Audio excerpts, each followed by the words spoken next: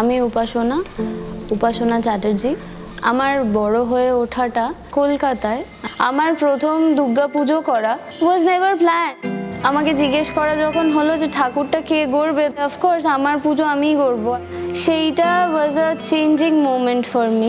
পড়াশোনায় মোটামুটি আমি ভালোই ছিলাম, তো তাই জন্য আমার বাড়ির থেকে খুব ইচ্ছে ছিল যে আমি ফর্মাল এডুকেশন সিস্টেম যেটা, সেটাই আমি ফলো আপ করি। সেখান থেকে আর্ট কলেজে যাওয়া খানিকটা নিজের জেদে, যেই মানুষটা যাকে ছাড়া হয়তো আমার আর্ট কলেজে যাওয়া হয়ে উঠতো না, তাদের মধ্যে সব থেকে ইম্পর্টেন্ট হলো আমার মা।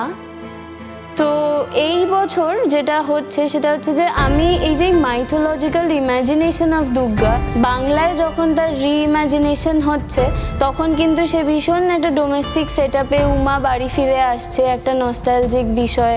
কিন্তু আমি শুনেছিলাম কিছু মানুষজন বলেছিলেন যে আমি স্পেশালি সেটা চোখ আঁকার দিন আমি শুনেছিলাম, ও আবার কি চোখ আঁকবে, মানে আমরা তো দেখেছি যে মেয়েরা চোখ আঁকে না মায়ের।